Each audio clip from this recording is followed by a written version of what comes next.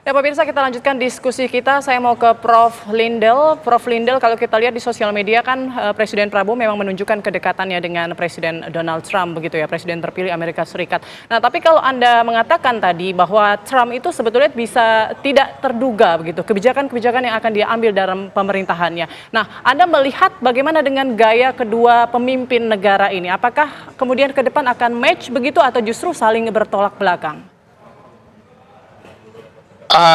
Apa match atau saling bertolak belakang itu agak susah dijawab, tapi yang jelas mereka sangat mirip satu sama lain. Nah, justru itu yang bikin kita agak bingung karena dua-duanya mereka memang penuh dengan retorika dan slogan nasionalis.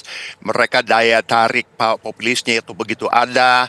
Mereka dua-duanya mempunyai sejarah yang kontroversial dan latar belakangnya.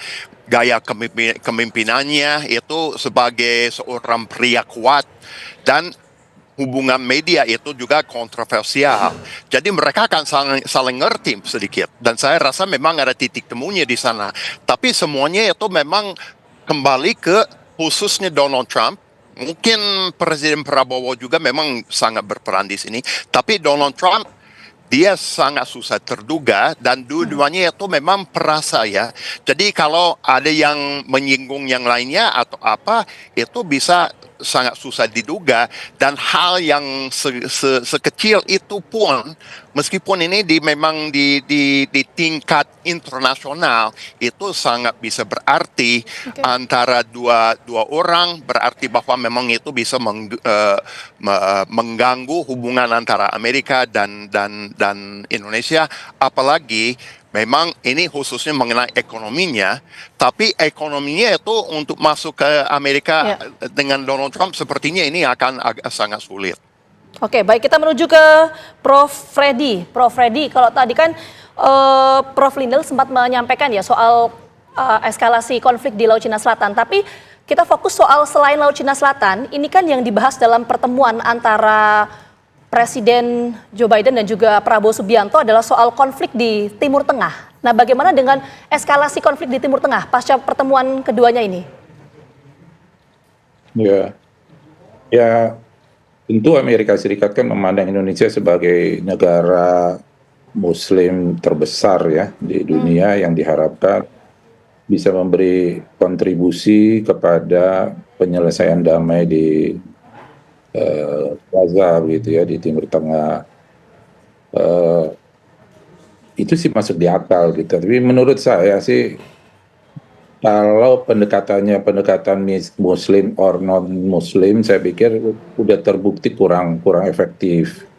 Karena dunia Islam jadi tidak seluruhnya juga bersatu dalam satu barisan yang sama misalnya. Jadi menurut saya butuh pemikiran yang lebih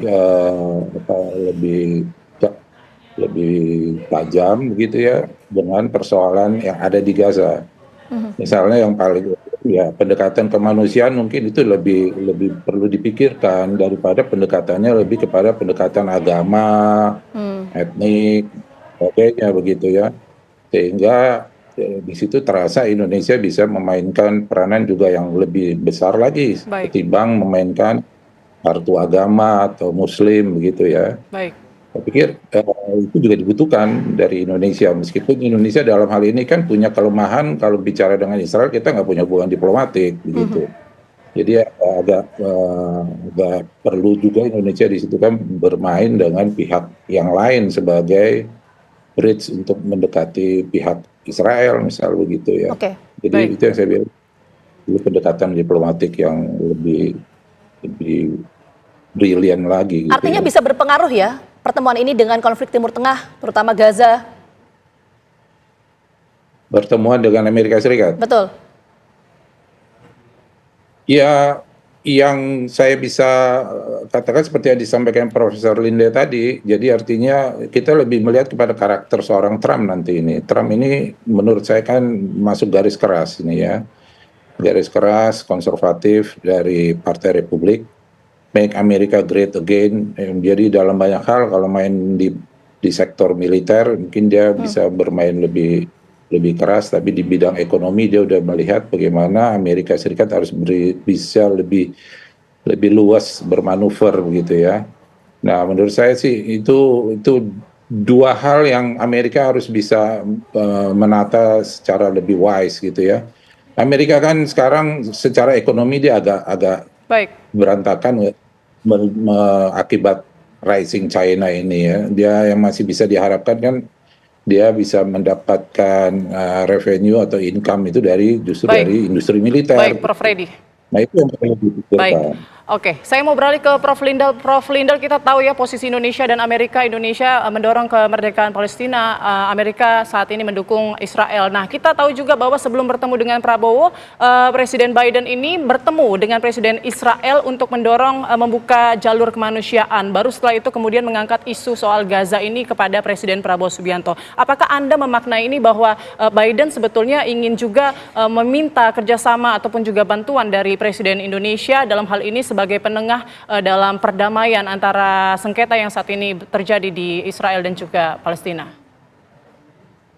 Bisa juga ya, tapi memang waktunya itu sudah hampir habis ya. Dan seperti Ibu Mehu bilang tadi, itu memang ini orang istilahnya itu lemdak. Dia presiden masih, tapi tidak akan presiden lagi ke depannya lagi lebih dari 2 bulan lagi.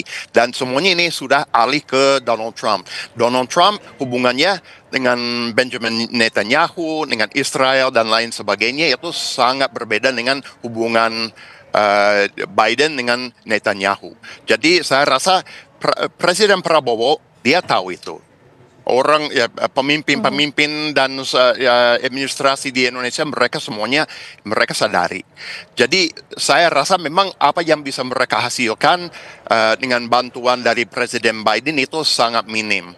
Semuanya itu sekali lagi tergantung pada administrasi yang akan datang dan bagaimana dia akan posisikan diri. Donald Trump dan Amerika dan lain sebagainya itu memang anybody's guess. Kita tidak tahu. Dan kalau memang kita bisa duga, saya rasa memang dugaan itu bisa salah juga. Jadi kita harus lihat ke depannya dan Presiden Prabowo dan Indonesia memang harus sangat-sangat fleksibel. Tapi bisa berperan di sana sebagai negara yang terbesar Islam di dunia. Tapi seperti Pak Freddy bilang, tidak semuanya memang berbaris yang sama dalam dunia itu juga ya. Jadi Arab Saudi dan lain sebagainya mereka tidak senang sama Iran, jadi ini semuanya memang moving. Ya, baik. Artinya ada peran strategis Indonesia di mata dunia. Sekali lagi terima kasih banyak untuk Prof. Lindel, kemudian Bu Mehu dan juga Prof. Freddy atas waktunya sudah bergabung bersama kami. Sehat selalu.